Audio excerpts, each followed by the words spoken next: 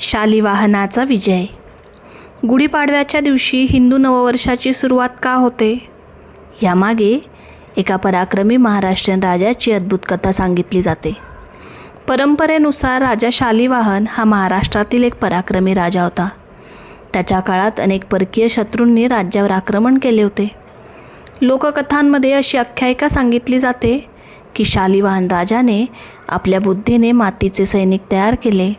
त्याने त्या सैनिकांवर पवित्र जल शिंपडले आणि देवाच्या कृपेने त्या सैनिकांमध्ये प्राण आला. या सैन्याच्या मदतीने शालिवाहन राजाने शत्रूवर विजय मिळवला. या विजयानंतर शालिवाहन शक संवत सुरू झाले. या शकाची सुरुवात चैत्र शुद्ध प्रतिपदेपासून झाली. याच दिवसाला महाराष्ट्रात गुढीपाडवा म्हणून साजरा केले जाते. गुढी उभारणे म्हणजे त्या विजयाची आठवण. ही कथा आपल्याला शिकवते बुद्धी, श्रद्धा आणि धैर्य एकत्र आले तर अशक्य वाटणारी लढाईही जिंकता येते. महाभारत रहस्य गुढीची कथा. गुढीपाडव्याच्या दिवशी आपण घरासमोर गुढी उभारतो. पण ही परंपरा कुठून सुरू झाली हे तुम्हाला माहिती आहे का? महाभारतातील एका राजाशी जोडलेली एक सुंदर कथा सांगितली जाते. महाभारतातील आदी पर्वामध्ये उपरिचर नावाच्या राजाची कथा सांगितली जाते. हा राजा अत्यंत धर्मनिष्ठ, सत्यप्रिय आणि देवभक्त होता. त्याच्या भक्तीवर प्रसन्न होऊन देवराज इंद्रांनी त्याला एक पवित्र कळकाची काठी दिली.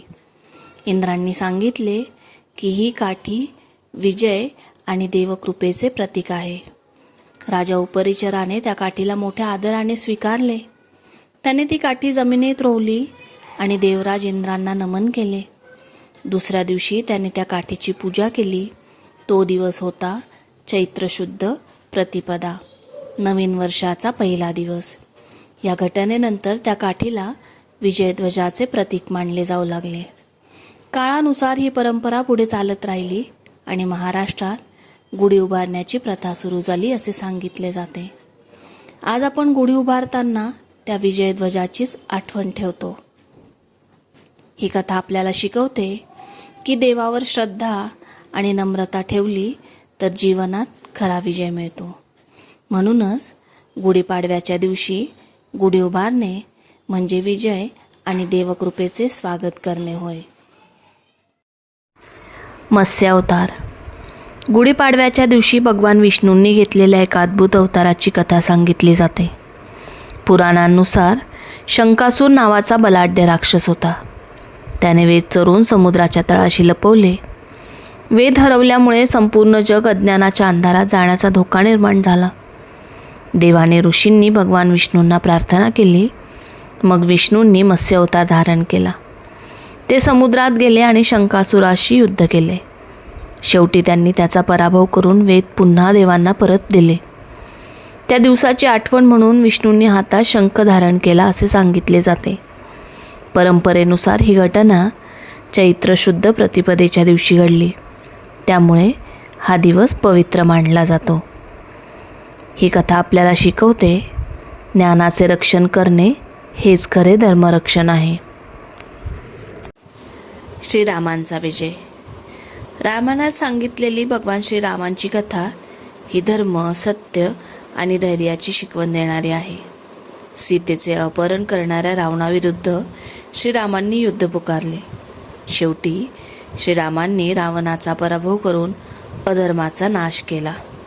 विजयानंतर श्रीराम अयोध्येला परतले तेव्हा प्रजेने मोठ्या आनंदाने त्यांचे स्वागत केले. लोकांनी आनंदाने ध्वज उभारले. हा विजय आणि आनंदाचा उत्सव होता. आजही गुढी उभारणे म्हणजे विजय, आनंद आणि नवीन सुरुवातीचे प्रतीक मानले जाते. ही कथा आपल्याला शिकवते की सत्य आणि धर्माचा मार्ग नेहमी विजयाकडे नेतो. गुढीचे रहस्य. आपण गुढी उभारताना अनेक वस्तू वापरतो. काठी, कलश, रेशमी वस्त्र, कडुलिंबाची पाने, साखरेची माळ. पण कधी विचार केलाय का या प्रत्येक वस्तूचा नेमका अर्थ काय आहे? गुढीची काठी. गुढीची सुरुवात होते एका साध्या बांबूच्या काठीपासून. ही काठी फक्त एक आधार नाही, तर ती उभारी आणि स्थैर्याचे प्रतीक आहे. जसे झाड आकाशाकडे उंच वाढते, तसेच ही काठी आपल्याला सांगते, जीवनात नेहमी उच्च ध्येय ठेवावे आणि उंच भरारी घ्यावी. रेशमी वस्त्र. गुढीवर बांधलेले सुंदर लाल आणि पिवळे रेशमी वस्त्र हे समृद्धी, सौंदर्य आणि मंगलतेचे प्रतीक मानले जाते. हे वस्त्र आपल्याला सांगते, नवीन वर्षाची सुरुवात नेहमी आनंद, उत्साह आणि सकारात्मकतेने करावी.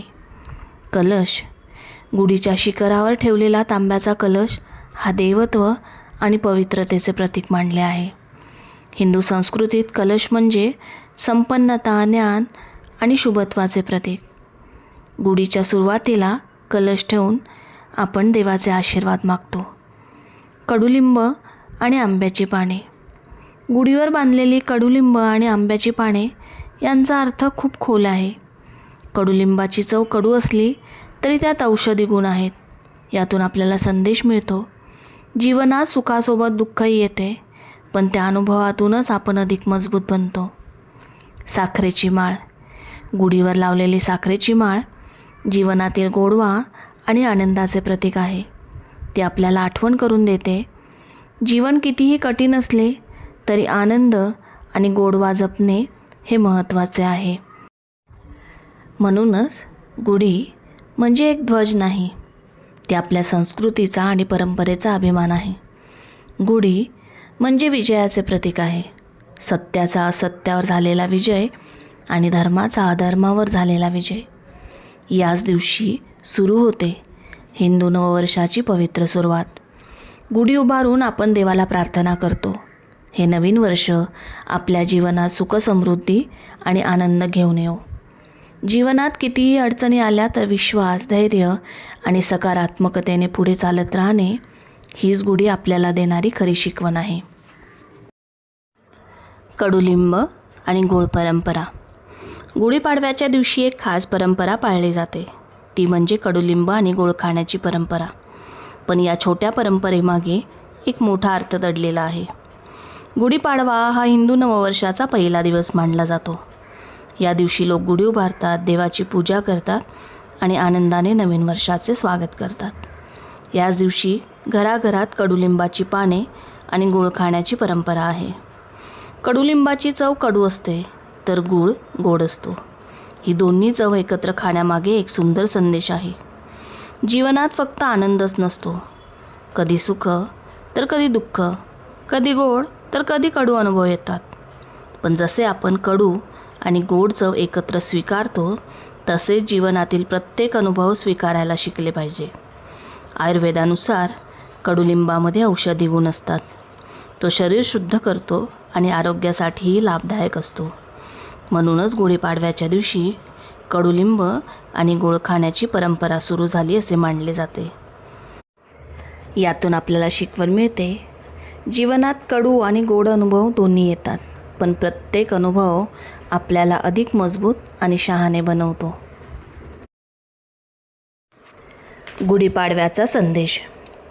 गुढीपाडवा म्हणजे फक्त नवीन वर्षाची सुरुवात नाही, तो आहे नवीन आशा, नवीन स्वप्ने आणि सकारात्मकतेचा संदेश.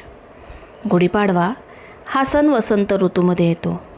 या काळात निसर्ग नव्याने फुलू लागतो, झाडांना नवीन पालवी फुटते, फुले उमलतात आणि वातावरणात एक नवीन ऊर्जा निर्माण होते. म्हणूनच हा दिवस नवीन सुरुवातीचे प्रतीक मानला जातो. गुढी उभारणे म्हणजे विजयाचा ध्वज उभारणे. तो आपल्याला सांगतो की जीवनात कितीही अडचणी आल्या तरी धैर्य आणि विश्वास ठेवला तर शेवटी विजय आपलाच होतो. गुढी आपल्याला एक सुंदर संदेश देते. नवीन वर्षात आपण आपल्या जीवनात सकारात्मकता, प्रेम आणि चांगले विचार आणले पाहिजे. प्रत्येक नवीन वर्ष ही एक नवीन संधी असते, स्वतःला सुधारण्याची, चांगले काम करण्याची आणि आनंदाने जीवन जगण्याची. नवीन वर्ष म्हणजे फक्त नवीन तारीख नाही, तर नवीन विचार, नवीन आशा आणि नवीन सुरुवात.